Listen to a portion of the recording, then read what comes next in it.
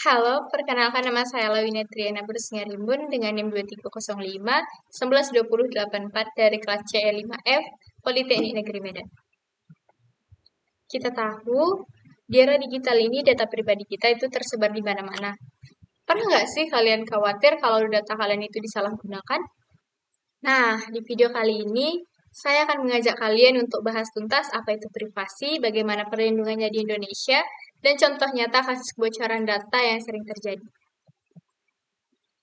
Kita akan mulai pembahasan dengan konsep dasar privasi, lalu kita lihat kondisinya di Indonesia, disusul dengan kasus-kasus pelanggaran di bidang IT, dan diakhiri dengan kesimpulan serta rekomendasi yang bisa kita ambil. Konsep privasi. Jadi apa sih sebenarnya itu privasi? Menurut Kamus Cambridge, privasi adalah hak kita untuk merahasiakan kehidupan pribadi atau informasi kita. Para ahli seperti Warren dan Brandeis juga mendefinisikannya sebagai hak untuk dibiarkan sendiri. Konsep ini diakui sebagai hak asasi manusia dan diatur dalam instrumen internasional. Seperti Pasal 12 Universal Declaration of Human Rights atau disingkat dengan UDHR-PBB dan International Covenant on Civil and Political Rights atau disingkat dengan ICCPR. Pengakuan ini menegaskan bahwa setiap individu berhak atas perlindungan hukum dan campur tangan yang sewenang-wenang terhadap kehidupan pribadi mereka. Kemudian ada privasi di Indonesia. Di Indonesia, jaminan privasi sudah ada di konstitusi kita, yaitu UUD 1945 Pasal 28G Ayat 1, yang menjamin perlindungan diri pribadi dan keluarga. Namun, implementasinya masih tersebar di lebih dari 30 undang-undang sektoral seperti UU ITE, UU Perbankan, dan UU Praktik Kedokteran. Sayangnya, peraturan yang ada saat ini dinilai belum komprehensif dan tegas. Regulasi ini seringkali tumpang tindih, tidak seragam, dan sanksi yang diberikan pun bervariasi. Seperti contoh, UU ITE tidak memberikan sanksi pidana untuk kebocoran data pribadi, melainkan hanya sanksi administratif.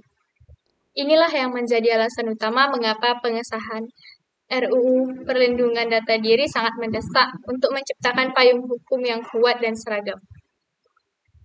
Kemudian ada pelanggaran privasi di IT, contoh kasus dan solusinya. Tingginya penetrasi pengguna internet di Indonesia menyebabkan peningkatan kasus kebocoran data. Contoh yang paling menghebohkan adalah pada tanggal 31 Mei 2021, di mana data pribadi 279 juta warga Indonesia bocor dan dijual di situs Reddit Forums. Kasus serupa juga menimpa Tokopedia, di mana diperkirakan 91 juta akun pengguna dan 7 juta akun merchant bocor. Pelanggaran ini terjadi karena pengumpulan data masih tanpa perlindungan hukum yang memadai. Diperparah lagi, sanksi hukum yang ada saat ini masih kurang tegas. Lalu, apa solusinya? Nah, solusi utamanya adalah pengesahan RUU Perlindungan Data Pribadi untuk memberikan kepastian hukum yang jelas. Undang-undang ini akan menciptakan unifikasi hukum dan memungkinkan pembentukan badan pengawas independen yang bertanggung jawab untuk mengawasi perlindungan data. Kemudian kita sampai di akhir yaitu kesimpulan dan rekomendasi. Sebagai kesimpulan, dapat kita lihat bahwa privasi bukan lagi sekedar masalah individu, melainkan isu hukum yang mendesak bagi negara.